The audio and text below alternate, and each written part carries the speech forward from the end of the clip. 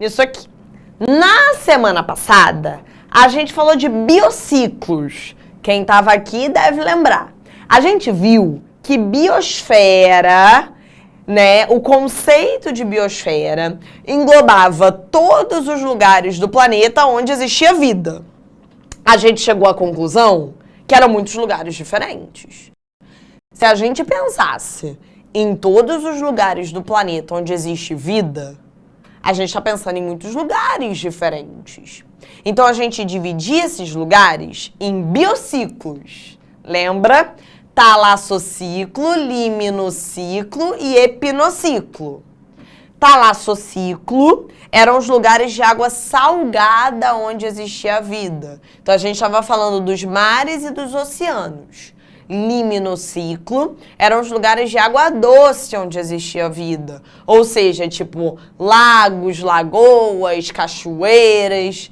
E, por fim, o epinociclo eram os lugares de terra firme aonde existiam seres vivos. Aí a gente chegou à conclusão que quando a gente pensava nesses lugares de terra firme aonde existiam seres vivos, eram também muitos lugares diferentes. Quando a gente pensava no epinociclo, eram muitos lugares complicados, diferentes. Não dá para jogar tudo no mesmo bolo. E aí eu falei para vocês que a gente dividia esse epinociclo em biomas, de acordo com o tipo de solo, de clima e de vegetação. Hoje, gente, a gente vai focar nos biomas do Brasil. Como bioma é um tema que vocês veem tanto em biologia quanto em geografia, a gente aqui na biologia, para não ficar muito repetitivo, a gente vai focar nos biomas do Brasil, tá bom? Então, nessas divisões de acordo com vegetação, clima e solo do nosso país, ok? Que é o que vai aparecer na prova de biologia. Na prova de geografia do Enem, podem cair outros biomas pelo mundo. E aí vocês olham lá com o pessoal da geografia. Beleza? Vamos começar a viajar pelo nosso país? Vamos começar a pensar nessas regiões divididas de acordo com o clima, com o solo e com a vegetação? Vamos olhar aqui para esse mapa, para vocês já terem uma noção dos principais biomas que a gente vai aprender, tá? Começando por ele, uma grande estrela dos biomas, um dos maiores biomas brasileiros. A floresta amazônica, a Amazônia, gente, aqui ó, bem no norte aqui do nosso país, tá? Marquei aqui no mapinha pra vocês, coloquei algumas fotos também, pra vocês terem, pra quem nunca foi, ter essa imagem de como é a floresta amazônica, tá? Pensa comigo, cara, floresta amazônica, como é que é o clima lá na floresta amazônica? É quente. É muito quente.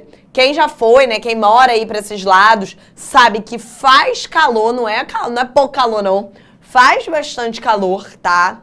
Mas chove muito. É um clima quente, mas com alto índice de chuva, com alto índice pluviométrico, galera. Chove muito na Amazônia. A gente fala que, inclusive, chove, parece que até com hora marcada, né? Chove muito, chove todo dia. Então, assim, apesar de ser muito calor, tá? Pessoal confirmando que mora pra aí que é quente mesmo, tá? Chove muito. A planta da Amazônia é uma planta que ela não precisa se preocupar com desidratação. Não precisa. Ela é uma planta que ela não tem essa preocupação, tá? E aí eu queria que vocês voltassem um pouquinho numa coisa que a gente falou algumas aulas atrás, que vai ser super importante para a aula de hoje. Vocês lembram? Vem aqui comigo. Que lá na folha das plantas, a gente vai fazer um mapinha, tá? Aqui de biomas. Mas antes disso, vocês lembram que lá na folha das plantas existem buraquinhos? A gente já falou muito sobre isso, né? Esses buraquinhos na folha é o que a gente chama de estômatos. É por esses estômatos, são por esses buraquinhos que a água sai. Então, toda vez que o estômato abre, a planta ela perde água por transpiração. A gente já falou disso. A gente sua, a gente transpira pela pele. As plantas, elas suam, as plantas, elas transpiram pela folha. Quanto maior a folha de uma planta, gente, mais estômago ela tem.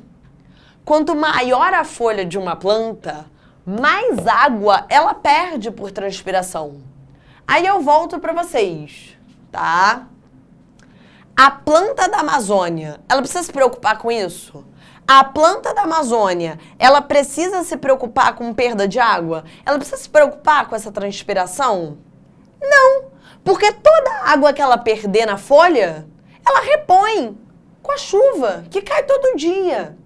Então a planta da Amazônia, ela é uma planta que pode ter uma folha larga. Olha o tamanho dessa folha, gente. Olha o tamanho dessa folha. Olha a quantidade de estômago que não tem aqui. Imagina o quanto que essa folha não transpira. Mas tudo bem, porque ela repõe essa água com a chuva. Esse tipo de vegetação, que tem a folha bem larga, faz muita fotossíntese, tá? É uma vegetação que a gente chama de latifoliada. E existe alguma época onde a planta da Amazônia precisa se preocupar com desidratação? Não. Chove muito e chove o ano todo. Então é um tipo de vegetação que pode ter folha o ano inteiro. Não existe uma estação onde a planta tem que ficar preocupada com essa transpiração, preocupada com a desidratação. Então é uma vegetação que as folhas nunca caem, que tem folha o ano todo. Você vai passar pela floresta, ela vai estar assim, ó, com folha o ano inteiro, que é o que a gente chama de vegetação perennifólia ou perene foliada. Beleza? Tranquilo? É uma vegetação, gente, com alta biodiversidade. Na Amazônia, a gente tem muitas espécies de plantas diferentes, tá? E de animais também, mas aqui a gente está focando muito na vegetação, tá? Mas, por incrível que pareça, o solo da Amazônia é pobre. E quando eu falo isso, de forma geral, os alunos eles ficam muito sem entender, assim, né? Como é que um solo pobre pode sustentar uma floresta tão rica? Como é que você tem uma floresta tão rica, com tantas espécies de plantas diferentes, tão incrível que nem a floresta amazônica é, se o solo da floresta ele é pobre? E aí tem o pulo do gato, que é o maneiro da Amazônia. Porque a floresta, na verdade, a vegetação que está ali, ela não depende dos nutrientes do solo. A Amazônia, gente, ela acaba sendo um grande cemitério. Ali no chão da floresta, a gente tem várias plantas e animais mortos, né? Quando você anda na floresta amazônica, você vai ver isso aqui no chão. Algumas folhas que morreram, plantas que caíram, animais que morreram ali no chão. Então, um grande cemitério mesmo. E lembra que eu falei que o clima era quente e úmido? Quem que gosta de clima quente e úmido? Fungo e bactéria. Decompositor. Os decompositores vão rapidamente decompor essa matéria morta, que vai virar nutriente para as plantas que ainda estão vivas. Então, na verdade, a floresta, ela não depende do solo. Ela usa muito esses nutrientes que vêm dessa decomposição rápida dessa matéria morta, tá? Então, na verdade, gente, não adianta tirar a floresta amazônica dali para plantar nada. A floresta, ela só se sustenta porque ela existe. Essa é a beleza da coisa. Porque tudo que está morrendo ali está virando nutriente, está sendo decomposto e está virando nutriente para quem ainda está vivo, tá? A floresta ela é dividida em 3 áreas principais. A mata de igapó, a mata de várzea e a mata de terra firme, tá? A mata de igapó é essa área aqui que está bem próxima do rio e que por isso está constantemente alagada. Então a mata de igapó é essa parte da floresta amazônica que a vegetação está sempre submersa, está sempre alagada. A mata de várzea, ela fica na margem do rio, ela é um pouquinho mais distante. E por isso ela só alaga na época de cheia. E a mata de terra firme é de fato isso que vocês estão vendo aqui nessas imagens que eu estou mostrando, né? É essa parte da vegetação que é a mais afastada do rio e que nunca alaga. Essa parte da vegetação que, de forma geral, é feita dessas grandes árvores, tá? É feita dessa parte mais arbórea mesmo. Beleza? Vamos escrever ali o que a gente botou? O que a gente já está pensando de floresta amazônica? Então, vamos lá. Primeiro, vamos lembrar que essa parte que está mais para o norte, né, do nosso país. Pensa no clima na Amazônia. Você vai pensar num clima que é quente, mas, apesar de ser calor, tem um alto índice de chuva. Um alto índice, deixa eu botar bonitinho aqui para vocês, pluviométrico. Então, a planta da Amazônia, ela recebe chuva e chuva o ano todo. Na Amazônia chove muito e chove o ano inteiro. A planta da Amazônia, ela não precisa se preocupar com desidratação. Então, ela pode ter folha o ano todo. Não tem esse problema. Você vai passar na planta da Amazônia, você vai passar na floresta, ela vai estar assim, ó, o ano inteiro. É o que a gente chama de vegetação perene foliada. E as folhas, elas podem ser bem largas, fazer bastante fotossíntese. Ah, Camila, mas uma folha larga vai transpirar muito. Tudo bem, porque ela repõe essa água com a chuva. É a vegetação que a gente chama de latifoliada. Lembrar que é um bioma de altíssima biodiversidade, apesar do solo pobre. Porque a gente vai ter muita reciclagem ali da matéria orgânica morta, tá? E lembrar dessa divisão de mata de igapó, várzea e terra firme. Sempre alagada, alagada na época de cheia do rio, nunca alagada. Beleza? Muito parecido com a Amazônia, gente, as questões cobram a Mata Atlântica. E aí, normalmente, quando a gente sai da Amazônia para a Mata Atlântica, os alunos não entendem muito, né?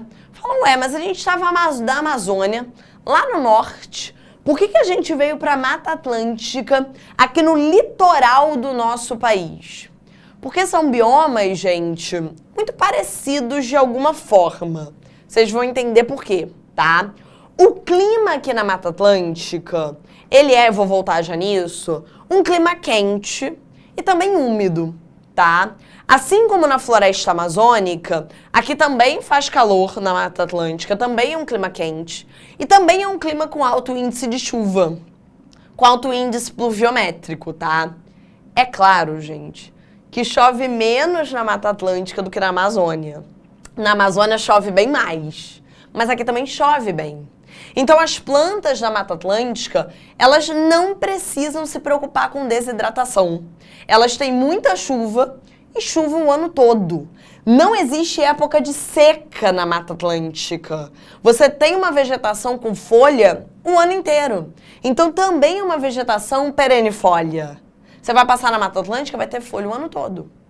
Você tem uma vegetação com folhas largas, latifoliada. Olha o tamanho dessa folha. Gente, olha o tamanho, olha a pessoa, a folha. Olha o tamanho dessa folha, olha a quantidade de estômato que não deve ter aqui. Imagina como essa folha transpira.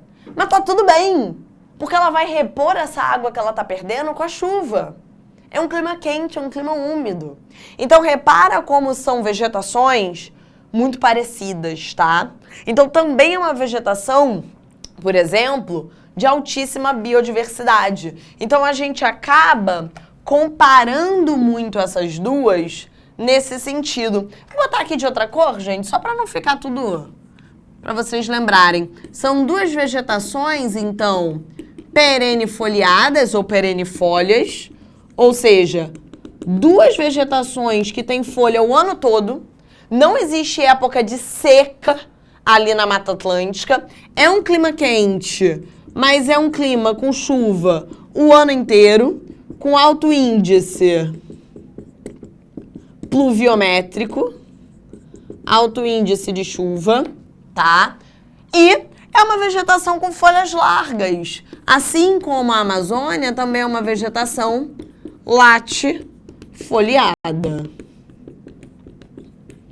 Show? Altíssima biodiversidade, assim como na Amazônia também. Só que aqui tem um porém. A Mata Atlântica, gente, é o que a gente considera como hotspot brasileiro. O que é um hotspot? Hotspot não é uma parada maneira, já te adianto. Falar que o Brasil tem um bioma que é um hotspot não é legal para nossa imagem. Hotspot são biomas com alta biodiversidade, ou seja, muita diversidade de animais, de plantas, de espécies ali, mas com alto índice de destruição, alto índice de desmatamento. Dá uma olhada, gente, nessa imagem, o que era a Mata Atlântica e o que restou dela.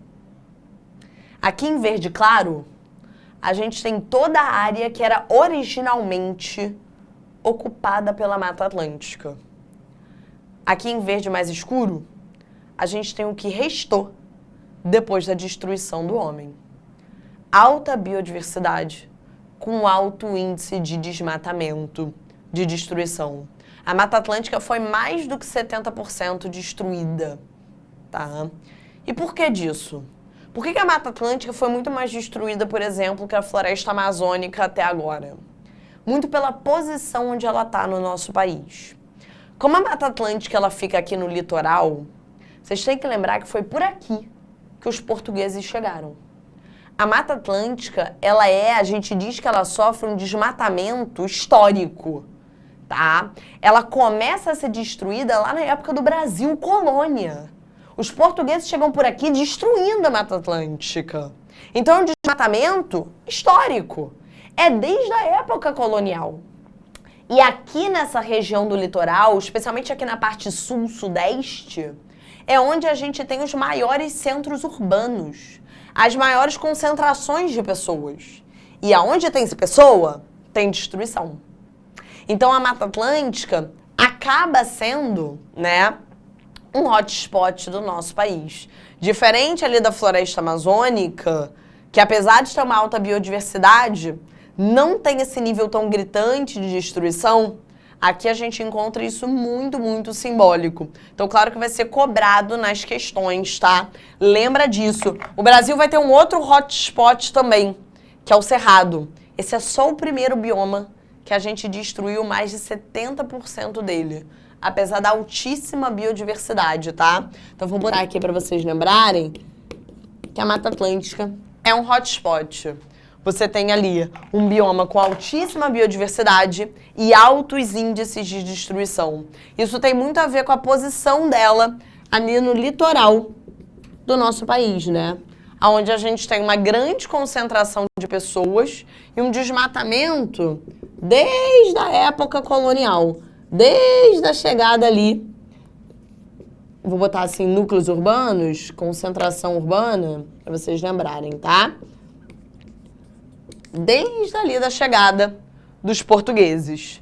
Tranquilo, gente? De boa? Para fechar a Mata Atlântica, falta só um detalhe, tá? Na parte mais do sul da Mata Atlântica, então você vem aqui para a área mais do sul da Mata Atlântica, a vegetação já fica um pouquinho diferente. Aqui na parte sul do nosso país, a Mata Atlântica ela acaba sendo feita mais de pinheiros, tá? Do Paraná, que o nome certinho do pinheiro do Paraná, o nome científico, é Araucária angustifolia, tá? Por isso, a gente chama essa região sul da Mata Atlântica, que é feita de pinheiros, né, onde a vegetação é basicamente de pinheiros do Paraná, de Mata das Araucárias. Então toma cuidado se aparecer isso na questão, tá? A Mata das Araucárias é essa região mais ao sul da Mata Atlântica, onde a gente vai encontrar uma vegetação um pouquinho diferente, que é essa vegetação mais adaptada para o clima mais frio, essa vegetação típica de pinheiro, tá bom? Depois, quando a gente tiver aula de planta, a gente vai ver que os pinheiros fazem parte de um grupo muito específico de plantas, que são as gimnospermas. Então, é muito comum as questões falarem de mata das araucárias para lembrar disso, para lembrar de gímino, tá bom? Então, fica ligado nesse detalhezinho aí. Beleza? Falamos de Amazônia e de Mata Atlântica. E agora tem outros dois biomas que são muito comparados também. Cerrado e Caatinga. Vamos começar por ele. Vamos começar pelo Cerrado. Já puxar aqui uma área do nosso mapa para ele. Bioma que cai muito a nível de Enem. Cerrado e Caatinga estão sempre brilhando na prova do Enem. O Cerrado, como vocês vão ver ali no mapa, fica bem no centro-oeste do nosso país, né? Muitos autores brincam que é a savana brasileira, bem aqui, ó, no centro-oeste do nosso país. O clima do Cerrado já é bem diferente da Amazônia e da Mata Atlântica, esquece. O clima do Cerrado, ele é um clima que tem momentos marcados, assim. Existe uma época de chuva, no verão chove bem ali no Cerrado, mas existe uma época de seca, que é o inverno.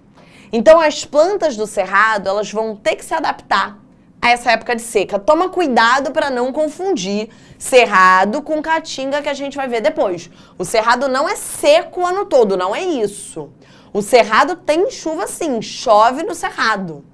Mas existe uma época, percebe? Existe um momento do ano onde as plantas vão enfrentar uma baixa disponibilidade de água. Então, as plantas do Cerrado, elas vão ter que se adaptar a esse período de seca, a essa época do ano onde vai chover menos. E o que elas vão ter, tá?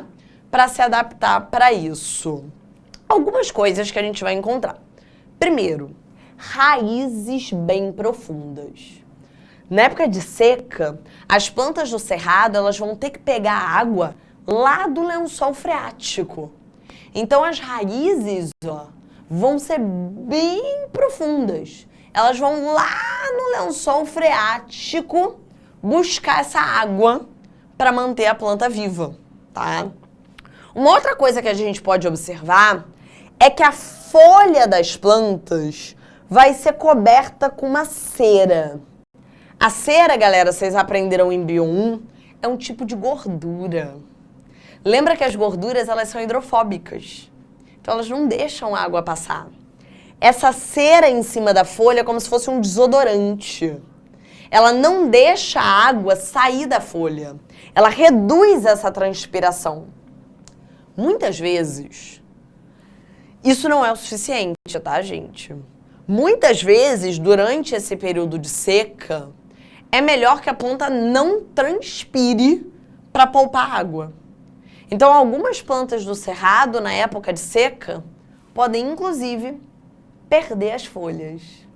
Esse tipo de vegetação que fica careca, ó, que perde as folhas na época de seca, a gente chama de caducifólia ou caducifoliada. Então, vem anotando aqui comigo as adaptações que essas plantas têm que ter. Primeiro, raízes profundas. Tem que pegar a água lá do lençol freático. Segundo, pode botar aqui na folha uma camada de cera. Cobrir a folha, né? A gente pode ter as folhas cobertas com cera. Essa camadinha aqui, né? Então, imagina que aqui tá a folha. Essa camadinha de cera aqui por cima vai reduzir a perda de água. Ou, dependendo da planta, é melhor nem ter folha, nem transpirar. Esse tipo de vegetação que as folhas caem, nessa época de seca, a gente chama de caducifólia ou caducifoliada. E época de seca, gente, não é o único problema que as plantas do Cerrado enfrentam, não. Antes da chuva, ou seja, tá ali na seca, imagina, as plantas estão ali secas depois desses meses sem chuva. Antes da chuva cair, vem uma tempestade de raio. Imagina uma tempestade de raio caindo nessa vegetação que está seca. O que vai acontecer? Vai pegar fogo. O cerrado espontaneamente pega fogo. Ele passa por queimadas naturais. E as plantas do cerrado, elas vão precisar sobreviver a esse fogo, né? Elas vão precisar resistir a essa queimada, que vai apagar, tá, gente? Porque depois da tempestade de raio vem a chuva, que vai apagar esse fogo. Mas a planta precisa sobreviver. Ela precisa resistir enquanto ela está queimando. Então, para resistir a essas queimadas naturais, tá? As plantas do cerrado, elas vão ter o tronco com a casca bem grossa para proteger elas desse fogo. Então, vão ter um tronco com a casca grossa. Elas vão sobreviver. A maior parte das plantas vai sobreviver ao fogo e o cerrado ele vai se reestabelecer. Lembra que a gente falou na aula de sucessão ecológica que o cerrado ele passa naturalmente por uma sucessão ecológica secundária o tempo todo.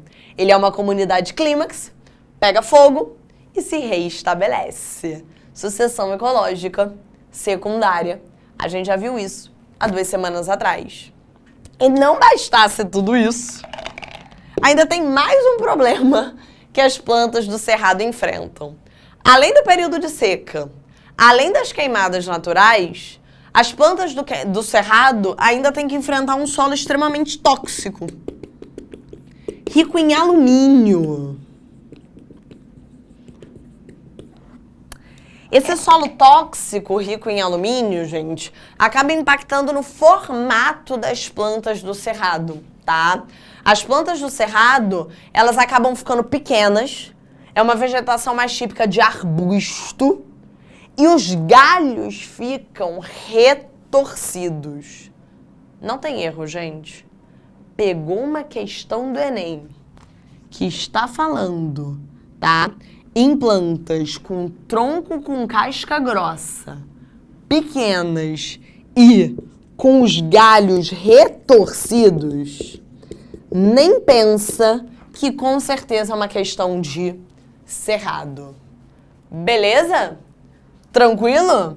Vamos comparar aqui com o cerrado, pra gente ir se encaminhando aí pro finalzinho da nossa aula. Deixa eu só ajeitar essa planta aqui que ela tá ocupando muito espaço, tá? Vou botar aqui embaixo, porque muito comparado com o cerrado, tem a caatinga, que fica ali mais para a região nordeste do nosso país.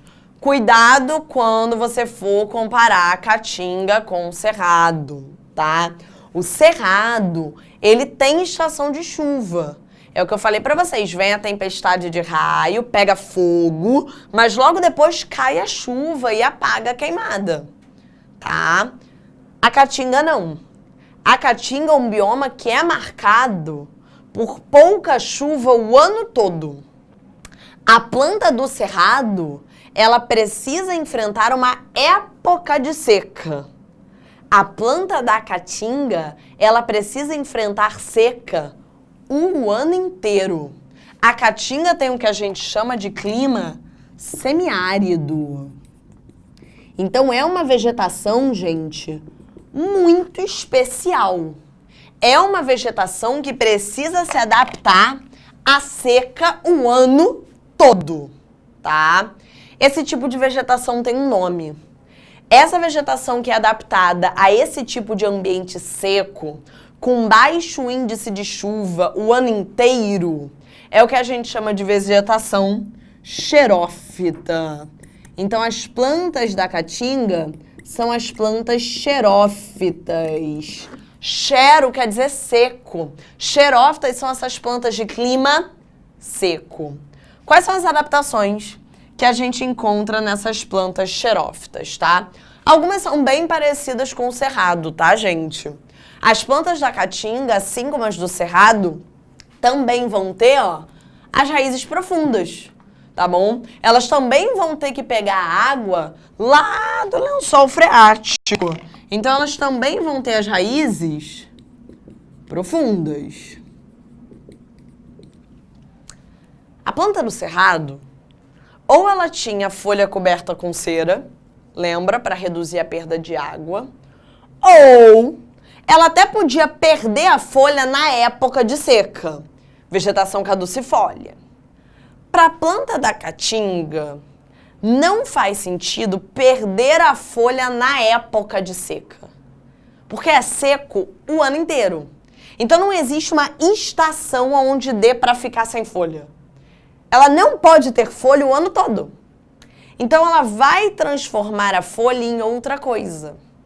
Nesse tipo de planta xerófita, bem típico da caatinga, a gente vai ver a folha muitas vezes sendo transformada em espinho, que é o que acontece no cacto, que é a planta xerófita mais clássica para cair no Enem, por exemplo. Observa que o cacto ele não vai ter folha. A folha dele foi transformada num espinho. Por quê? Quando a folha ela é transformada no espinho, ela não transpira mais. Show? Mas Camila, se a folha virou espinho, ok, ele não transpira, mas como é que ele faz fotossíntese? Observa que quem é verde é o caule. O caule vai produzir glicose. O caule vai fazer fotossíntese. Pegaram a ideia? E não é só isso, tá? Dentro do caule, ele ainda pode armazenar água. Quando chove, por exemplo, ele armazena água, tá? Para conseguir usar nessas épocas mais de seca. Então, repara, gente, que é uma vegetação muito mais adaptada. É uma vegetação que, além das raízes profundas, ainda vai ter as folhas transformadas em espinho. Muita gente pensa que o espinho do cacto, né, é para proteção. É claro que o espinho também protege, mas na verdade o espinho é uma forma de proteger contra a desidratação, reduzir a transpiração. Quando a folha vira espinho, ela não transpira mais. Também não faz mais fotossíntese. E por isso o caule tem que ser verde. E além do caule ser verde, ele ainda armazena água, tá? Então, é uma vegetação muito, muito especial. Show de bola, gente? Tranquilo? Para fechar o nosso mapinha mental, vou falar aqui com vocês de mais 2 biomas que aparecem muito menos, tá, gente? Na prova de biologia, muito menos mesmo, mas assim, aparecem. Então, acho que é bom a gente comentar. Primeiro, o Pantanal, né? Aqui, ó, bem no azulzinho escuro do nosso mapinha. Fica na região do Mato Grosso do Sul, tá? E o que marca o Pantanal é o fato de ser uma das maiores planícies alagadas do mundo, tá? As espécies que vivem ali no Pantanal, elas são muito adaptadas a essa questão de alagamento, tá? O Pantanal, ele vira e mexe, está alagado, ok? E a vegetação do Pantanal, ela é uma vegetação diferente, porque na verdade ela é uma mistura. A vegetação do Pantanal é uma mistura da vegetação da Amazônia com a do Cerrado, com a da Mata Atlântica. Meio que mistura a vegetação dos biomas que fazem contato com ele. A gente diz que é uma vegetação de mosaico, né? Não é uma coisa homogênea. Tem um pouquinho de Amazônia, um pouquinho de Cerrado, um pouquinho de Mata Atlântica ali. Então, talvez por isso, caia menos na prova de biologia. Mas é bom lembrar, tá? É bom lembrar dessa questão de ser uma planície alagada. Vou botar ele aqui pra cima, tá? Não pra ser mais importante, gente, só pra ter espaço mesmo. Então, lembrar dessa questão, né, de ser uma planície alagada, acho que é importante. E lembrar dessa questão do mosaico, né, dessa mistura ali de Amazônia, Cerrado, com Mata Atlântica. E aqui pra baixo, né, não pegando da folhinha, pegando da seta de bioma, o último, pra gente fechar, os pampas. Bem aqui na região sul do nosso país, mais do sul do que a Mata das Araucárias, tá?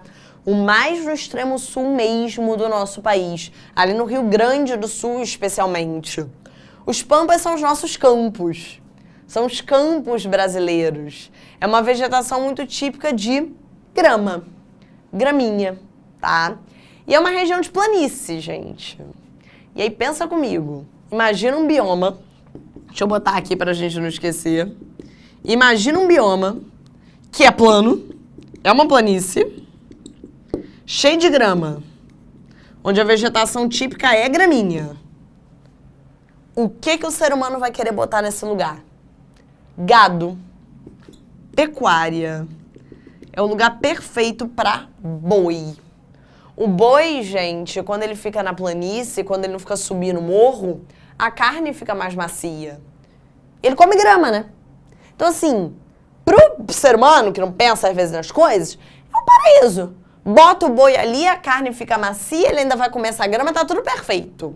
Só que tem um problema. Um grande problema. Conforme o boi vai pisando na grama, ele vai matando ela, tá?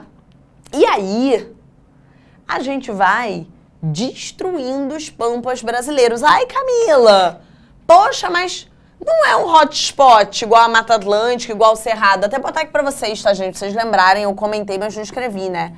Que o Cerrado é um hotspot também. Muito pela pecuária, mas também pela expansão da soja no Cerrado, né? Ah, Camila, mas por que o Pampa, então, não é um hotspot? Se você tá falando que tá sendo tão destruído. Porque não tem alta biodiversidade, que nem Mata Atlântica, que nem Cerrado, tá? É um bioma basicamente de grama. Quer dizer que a gente pode destruir? Não. Mas assim fizemos. É um bioma fortemente impactado pelo gado, tá? Tira um printzinho aí do resuminho, gente. Tira aí, tira aí. Um resuminhozinho só pra ajudar, né? Tá tudo no slide mais explicadinho pra vocês. Mas sempre bom, né? Opa! Sempre bom ter um resuminho. Show de bola? Então, pra vocês lembrarem dos biomas. Deixei pra vocês também questão, tá, gente? Queria que vocês fizessem pra vocês darem uma olhada em como é que isso pode cair, mas não vou mentir pra vocês, é bastante decoreba. Vocês têm que pegar depois esse mapinha mental, vocês têm que pegar depois o slide e decorando essas principais características, tá? Então, eu coloquei questãozinha de Caatinga, coloquei questãozinha de Cerrado, que são os dois principais, mas também pode cair Amazônia, também pode cair Mata Atlântica. É bom vocês sempre darem uma olhada, mas eu nem vou fazer, eu queria que vocês fizessem, para vocês pegarem bem essa ideia. Semana que vem teremos uma super revisão. Não sei se vocês já estão sabendo, mas já estou contando aqui para vocês também, tá? Eu nem quis botar muito exercício também na aula de hoje, porque na semana que vem a gente vai fazer exercícios dos 8 últimos capítulos. É uma forma da gente refrescar a nossa memória para seguir em frente no conteúdo, tá? Então eu vou trazer aqui um material com questões que misturam os 8 capítulos que a gente já aprendeu de ecologia. Então, se você quiser, para a semana que vem, dá uma olhadinha na matéria de novo, dá uma bisoiada nesses 8 capítulos, para você chegar aqui e responder essas questões comigo, beleza? Não falta, gente. Vai ser muito bom para a gente fazer uma revisão para seguir em frente. Um grande beijo.